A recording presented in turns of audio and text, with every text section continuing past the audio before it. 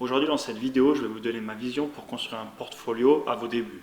C'est-à-dire, j'entends dans les premiers mois ou même la première année, on va essayer de voir si moi je devais recommencer, quelle action je choisirais, quel type d'action, dans quel secteur, etc. Je vais aussi vous donner des exemples concrets d'actions que je possède qui rentrent dans les différentes catégories dont on va parler. Alors comme vous allez le voir, les catégories d'entreprises que je vais vous donner, elles sont dans différentes industries, elles ont aussi différentes tailles, et cela pour limiter les risques et se diversifier afin d'avoir un portfolio stable, surtout à vos débuts, tout en ayant quelques touches de risque ici et là pour aussi apprendre le marché. Après, dans tous les cas, ce que je vous propose ici, c'est quand même un portfolio qui me ressemble, c'est-à-dire que moi je suis assez jeune et j'ai une orientation croissance dans mes actions. Je cherche avant tout à construire du patrimoine et non pas à me créer une rente pour en vivre. Je suis beaucoup trop jeune pour préparer entre guillemets ma retraite court terme avec des actions à rente ou à fort dividende. Mon objectif ici, c'est de créer de la valeur, de créer mon patrimoine pour le futur. Quand vous allez commencer en bourse, vous allez forcément avoir l'ascenseur émotionnel, on l'a tous au début, et ça pourrait vous amener à créer des erreurs. Et c'est pour ça que le portfolio que je vais vous présenter aujourd'hui est composé de différents types d'actions plus ou moins risquées, plus ou moins spéculatives, ce qui va vous permettre d'avoir un portfolio de départ assez stable, tout en ayant quand même ces émotions et vraiment ressentir les hauts et les bas du marché, afin de vous apprendre à, par exemple, ne pas vendre en panique. En effet, si une entreprise se fait massacrer en bourse sur le court terme, vous auriez peut-être envie de la vendre, mais vous allez peut-être la vendre, d'ailleurs si vous faites une erreur comme on a tous fait au début. Mais si vous êtes certain des fondamentaux, que vous avez bien fait votre étude de l'entreprise, comme je le dis à chaque fois, même si la baisse à court terme elle est difficile, si vous tenez le bon et même que vous en rachetez plus, si c'est une entreprise dans laquelle vous croyez vraiment, sur le long terme vous allez gagner. Et l'objectif de commencer petit, c'est vraiment d'apprendre au fur et à mesure à avoir un portfolio solide et d'apprendre sur des petites sommes pour ne pas perdre sur le long terme. Parce que perdre 10% ou 20% sur quelques milliers d'euros, c'est pas la même chose que perdre 10%, 20% sur 100 000 ou 200 000 euros. L'autre intérêt de commencer avec un petit portfolio, entre peut-être 1000, 3000 ou 5000 euros, c'est que vous n'aurez pas beaucoup d'actions. Et donc ces actions, vous allez les étudier, les comprendre, vous allez devoir les choisir, vous ne pourrez pas toutes les acheter. Et ça va vous forcer à faire une bonne étude de chaque entreprise, de connaître le business model, les capacités financières de l'entreprise.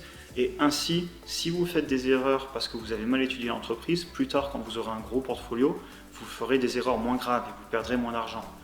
Évidemment, comme je le répète à chaque fois, je ne suis pas un conseiller financier ou en bourse et je vous invite vraiment à faire vos propres recherches car à la fin, c'est vous qui serez responsable de vos gains et de vos pertes. Par exemple, au début, moi j'avais 10 actions sur mon portfolio et j'ai dû mettre 2 fois 500 euros au début.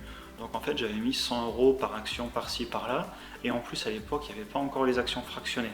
Du coup, je me suis retrouvé avec des actions que je choisissais pour leur prix et non pas pour leur qualité et j'avais un portfolio beaucoup trop diversifié. D'ailleurs, dans cette vidéo, je vous recommande tout l'opposé de mes erreurs du début et je vous conseille d'avoir quelques actions sur lesquelles vous pouvez mettre au moins quelques centaines d'euros pour vraiment vous créer les bonnes habitudes. Même aujourd'hui, après plusieurs années dans le marché, je possède entre 20 et 25 actions grand maximum et j'ai aucune position en dessous de 500 à 800 euros, sauf si c'est une nouvelle position que je suis en train de construire évidemment et j'achète les actions une par-ci, une par-là. Mais mes positions qui sont finies ou qui ont déjà un peu pris de la maturité, ce ne sont pas des positions à 100 euros. Alors rentrons dans le vif du sujet. Si moi je devais refaire un portfolio à mes débuts, je prendrais 5 actions. 2 de ces actions seraient des actions de fonds, c'est-à-dire des grosses actions de base de mon portfolio. Une autre action serait une action à dividende croissant, c'est-à-dire une entreprise qui a toujours une forte croissance mais qui a commencé à verser un dividende et à le croître chaque année parce que l'entreprise est un peu plus mature. Enfin, j'aurais une action value. Je vous expliquerai plus tard ce que j'entends par là, mais en gros, c'est une action qui crée du cash flow, qui n'a plus un énorme potentiel de croissance, mais qui est une action solide. Et c'est souvent des actions qui ont des business models très anciens. Et enfin, j'aurai une action spéculative. C'est-à-dire, j'aurai une action dont je sais que sur le court terme, elle va pouvoir monter très vite, mais aussi baisser très vite. Et ça, ce serait vraiment dans l'intérêt d'apprendre et par exemple de savoir les émotions qu'on reçoit quand on a un moins 20 ou un moins 30% sur une de nos actions, comme vous l'aurez dans le futur si vous subissez les crashs qu'il y a tous les 5 à 10 ans. Donc les 2 actions de fonds de portfolio que je prendrais, pour moi ce seraient des grosses entreprises qui ont une forte croissance, notamment principalement des entreprises de la big tech, donc les GAFAM. Ce seraient des entreprises qui ont déjà fait une preuve de leur croissance possible, qui sont plus stables que ce qu'elles l'étaient et qui ont encore un très fort potentiel de croissance devant elles. Donc quelques exemples.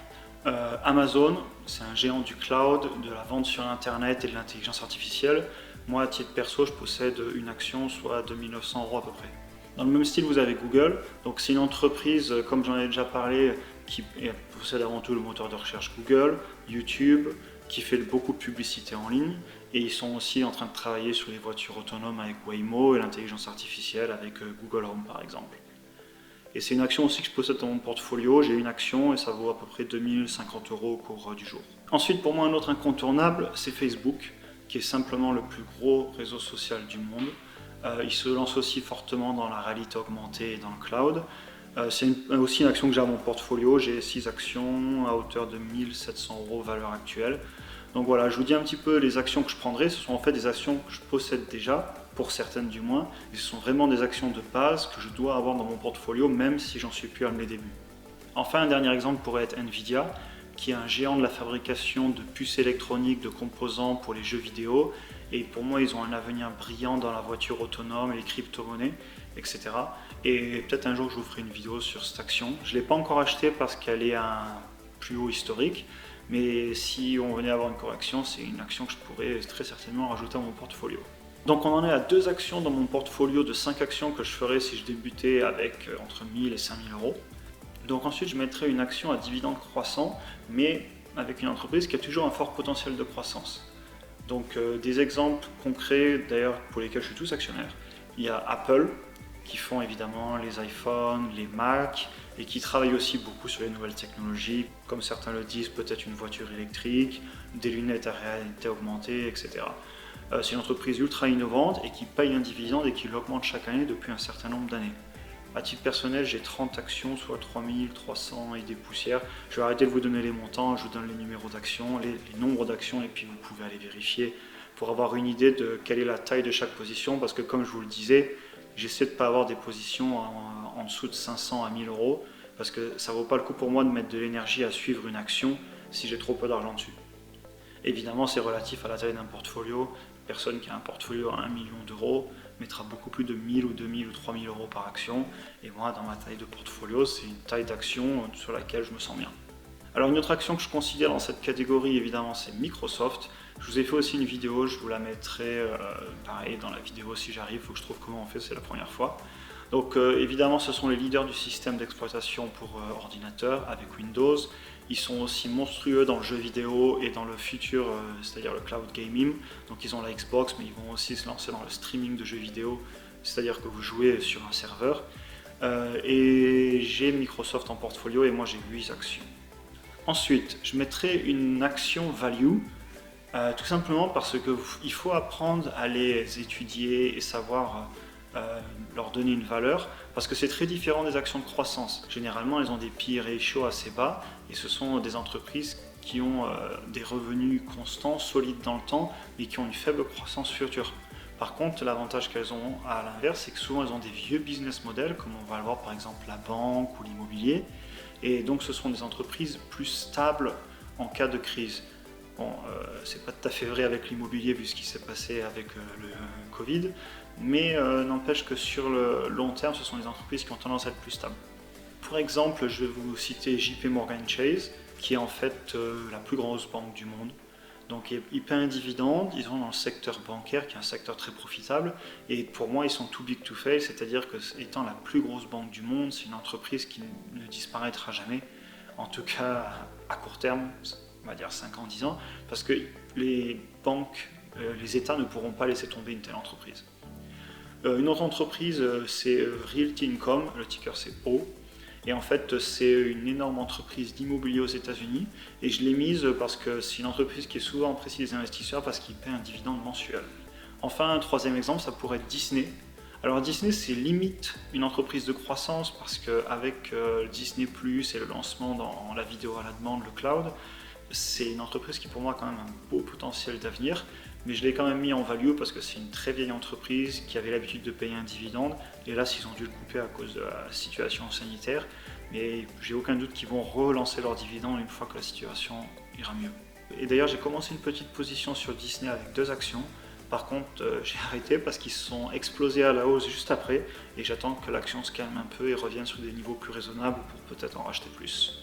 Et enfin, comme 5e et dernière action, je mettrai une action plus spéculative. Et cela vraiment, comme je vous le disais au début, dans le but d'avoir une entreprise qui va fluctuer énormément à la hausse et à la baisse. Cela va vous permettre de voir sur votre portfolio des journées à plus 10%, à moins 10%, si ce n'est plus 20 ou moins 20 selon les mauvaises ou les bonnes nouvelles. Et si vous voulez, ça peut vraiment vous préparer lorsque les gros crashs vont venir. Si par exemple vous vous lancez un an, vous avez raté le crash de mars dernier, ne vous inquiétez pas, il y en aura d'autres. Et quand ça va arriver, la pire des choses à faire, c'est de vendre des actions qui ont un bel avenir et des actions que vous auriez étudiées et dans lesquelles vous croyez vraiment. Et le seul moyen de vous préparer à ça, parce qu'on n'est jamais préparé aux émotions qui peuvent venir, c'est d'avoir des actions spéculatives dans une petite part de votre portfolio afin de les suivre au quotidien tout en les ayant bien sûr étudiées. C'est pas juste de la spéculation pure, ça doit être des entreprises dans lesquelles vous croyez, mais c'est vraiment dans l'objectif, même si vous y croyez, d'avoir à court terme ces émotions et de résister à ne pas vendre ces actions car vous y croyez dans le futur. Alors, quelques exemples d'actions spéculatives. Ce sont toutes des actions que je possède, donc ça va être intéressant de vous donner en gros pratiquement tout mon portfolio spéculatif. Donc pour commencer, Tesla, qui est une action hyper connue, je ne vous les présente plus. C'est un fabricant de voitures électriques qui n'existait pas il y a encore 15 ans et qui essaie de révolutionner le marché. Ils ont de la concurrence, etc. Donc ça reste une entreprise spéculative. Mais pour moi, c'est une entreprise qui pourrait prendre des belles parts de marché dans l'automobile dans le futur, avec notamment la voiture autonome, s'ils arrivent à sortir un nouveau modèle à 25 000 €, etc.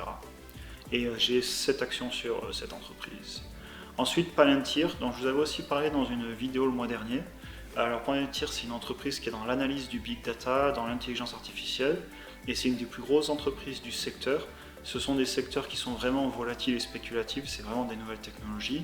Mais comme je l'expliquais dans une précédente vidéo, j'ai choisi d'investir sur Palantir, notamment parce qu'ils sont présents sur le marché depuis plus de 10 ans, ils ont des gros contrats gouvernementaux et ils sont soutenus par de nombreuses multinationales. Et sur Palantir, j'ai 40 actions dans mon portfolio. Ensuite, je viens juste d'ouvrir une toute nouvelle position sur Netflix. Et ce que j'apprécie dans cette entreprise, c'est qu'ils n'arrêtent pas d'innover, ils réinvestissent tous leurs bénéfices, ou presque tous leurs bénéfices, ils sont quand même bénéficiaires, mais ils réinvestissent presque tout pour créer des nouvelles séries et de nouveaux films, afin de toujours grandir, et donc c'est vraiment une entreprise à forte croissance et à fort potentiel pour moi. Enfin, deux autres entreprises qui sont connues aux États-Unis, mais pas forcément trop en France, c'est Beyond Meat et Tattooed Chef, qui sont en fait deux entreprises dans l'agroalimentaire pour tout ce qui est végétarien, végétalien. Je ne suis pas certain des différences entre tous, mais globalement, ce sont les entreprises qui font des plats sans viande et sans produits animaux. Il faudrait vérifier, je crois qu'ils utilisent quand même du lait et des œufs, enfin peu importe, je m'égare. Mais en fait, c'est des entreprises qui pour moi ont un fort potentiel, notamment pour traiter des maladies cardiovasculaires, etc., qui en fait peuvent être traitées en grande partie par la réduction d'apport en acides gras saturés. Et ce sont vraiment des entreprises qui essaient de résoudre ces problèmes et de donner des solutions d'aliments bons, comme des steaks végétariens qui ont vraiment le goût de steak. Et je pense que ce sont des entreprises qui essaient de changer à leur petite échelle des problèmes qu'on a sur Terre. Et je pense que c'est des entreprises qui ont un bel avenir.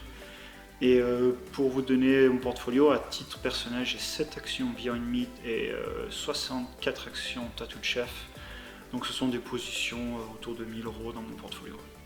Alors je vais quand même vous mettre deux petits bonus sur cette vidéo. Tout d'abord les ETF. Moi personnellement j'utilise les ETF, notamment le ETF marché émergent de chez Vanguard. Le ticker c'est VFEM. Et je l'utilise parce que j'ai pas envie de prendre beaucoup de temps à rechercher toutes les actions en Asie et en Amérique du Sud. Et en fait, c'est un ETF qui le fait pour moi avec des frais très faibles, qui doivent être en dessous de 0,3%. Et c'est une bonne façon pour moi de diversifier mon portfolio sur des actions de croissance, parce qu'en fait, c'est même pas des actions de croissance, c'est tout le marché, c'est tous les marchés émergents qui sont en croissance.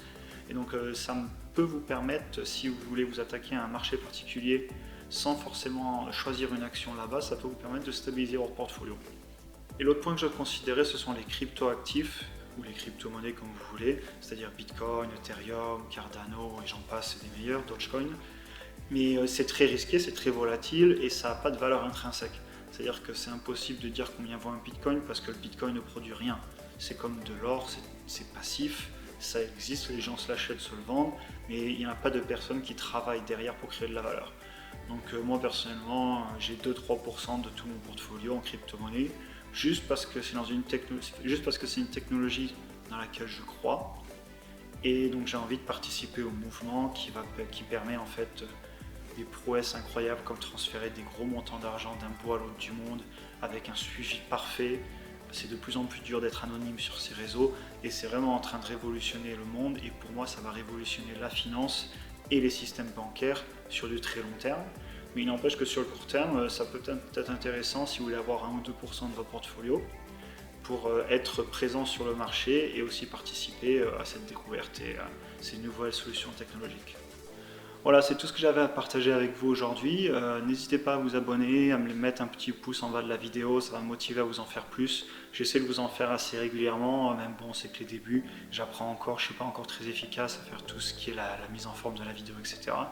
Mais en tous les cas, j'espère que le contenu vous plaît, et puis je vous souhaite une bonne journée et à la prochaine.